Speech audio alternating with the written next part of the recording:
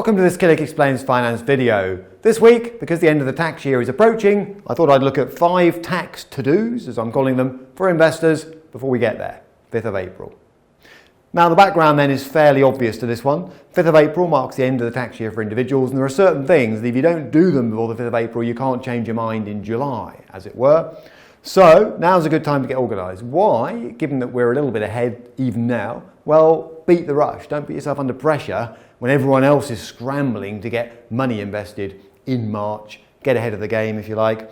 And there are 5 things I think you should consider. 5.5 if I'm being strictly accurate. We'll see what the half is at the end. So what are these 5 to-dos to have a think about? 1, open an individual savings account. Now I cover all of the topics I'm about to cover in brief, in much more detail in other videos. Killik.com/learn tax effective saving for those. So let's keep it snappy. So opening up an individual savings account, basically this protects your investments from tax. It's a bit of a no-brainer. If you've got shares, why would you want to pay income tax on dividends? Why would you want to pay capital gains tax on any growth that you make? It doesn't make sense. So for investments, these are a bit of a no-brainer.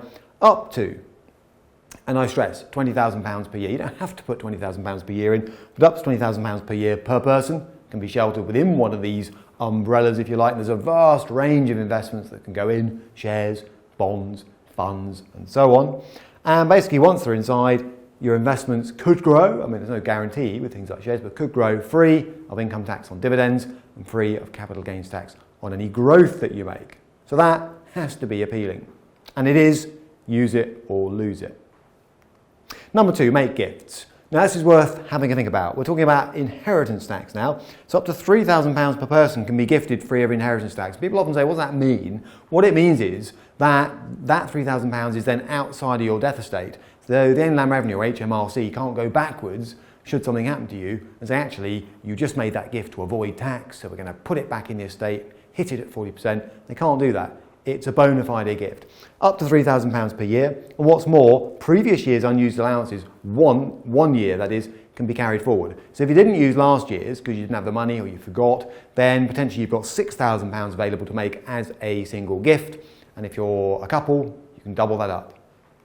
And what's more, some gifts don't count towards the allowance. So as well as doing this, to translate what's in that bubble, wedding gifts, for example, up to a certain size, small gifts up to a certain size, can be made on top. And switching away from inheritance tax, just worth mentioning, if you make gifts to charity, registered charities that is, then they can claim something called gift aid, which boosts the amount you contribute, and you can declare it on a tax return and reduce the amount of income tax you pay. And some people don't know that and don't even know how to claim it. You just fill in a couple of boxes, essentially. Consider pension contributions. So this is longer term saving in the sense that you can unlock an ISA any time in theory. You do sacrifice the tax benefits from there onwards if you do. That's not true with pensions, but nonetheless they are quite tax efficient. So up to £40,000, there are caps, there are limits, but up to £40,000 can be paid into a private pension to attract full income tax relief. Particularly attractive for higher rate taxpayers or additional rate taxpayers because you do get, if you like, 60p in, if you're a higher rate taxpayer, gets you £1 invested, if you want to see it that way. So pretty tax efficient in terms of the way they work. Unused contributions for the last years can be used too. So this can suit people whose income fluctuates quite a bit and they think, I've had a good year, I do want to boost my pension, I want to do a bit more than the rules allow me in this year, so let's bring forward those unused contributions for up to the previous 3 years on top. And do make sure you keep an eye on the downside, if you like, on the lifetime allowance. That caps the maximum amount you can pay into a private pension before you're hit with a kind of penalty charge, if you like. And watch out for tapering too. If you are lucky enough to be a very high earner, your maximum contribution may be tapered downwards to potentially more like £10,000. So that's worth having a conversation about, I'd suggest, before you just jump in. Now, number 4, review capital gains tax, that's CGT allowances. So capital gains tax, covering lots of taxes here, is the one that you pay potentially when you sell something for a profit. So lots of investments attract capital gains tax, shares for example, but up to £11,700 per person can be generated tax-free every year. Now it's only when you actually sell something and realise a profit, as it were, but that makes it something worth thinking about because, once again, if you don't use it, you lose it. So review your allocation of assets as a couple because it doesn't make sense to have all the assets in one person's name, for example, because you're going to get one allowance per year per person. So think about how they're divided up to make it tax efficient, and have a think about tactical disposals to use up the annual allowance. If you've got shares that are going to run their course, no point in delaying a sale until after the tax year if you could do it this year and potentially use up the allowance. Or if you are thinking about sheltering shares within an ISA, maybe you do a bed and ISA arrangement where you basically move them over to shelter future gains. So just worth having a think and a conversation around being as efficient as possible on capital gains tax. 5, save something for small ones. Now, I'm a big believer in putting your own life vest on first. So you've done your ISAs, your pensions and so on. Why not help children, grandchildren, great-grandchildren, depending on your family size? So one way you can do it is a junior ISA. Cover this in more detail elsewhere, so I'll keep it brief. Up to £4,260. Doesn't have to come from a parent, it can come from almost anyone these days. And that works very much like an adult ISA, but it's set up on behalf of your kids. They can't access it till they're 18, but that gives it a chance to put in some decent growth in the meantime.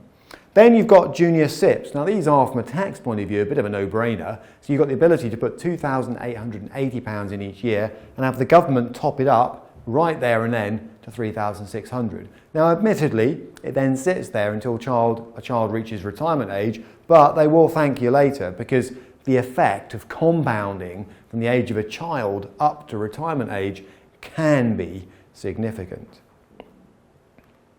And finally, all right, and this is very much and finally, usually what I'm about to say sits in the bracket of I've done my adult ISA, I've done as much as I can on my own pensions, I've helped the kids, okay, now what? I'm still looking for tax saving opportunities. So this isn't for everyone, but bear in mind if you've fully used up your ISA allowances and you've basically maxed out, as people call it, on pensions, and you're still looking for ways to save tax, you can save a pretty colossal amount actually by using venture capital trusts and enterprise investment schemes. There is up to 30% income tax relief when you make the investment. And in case you're thinking, crikey, well that's great, you are investing under the bonnet in quite high risk company propositions, fast growing and so on. In other words, the tax relief isn't given away for nothing. But if you're in a position to use them, maybe worth having a conversation around how they work and whether or not you could benefit.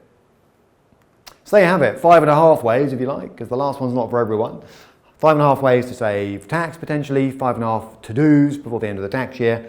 Editor@killik.com with any direct queries. And if you're thinking, I'm a bit shaky on junior ISAs, for example, then killik.com/learn tax effective saving, and you'll find other videos on a load of the things I've mentioned here in more detail.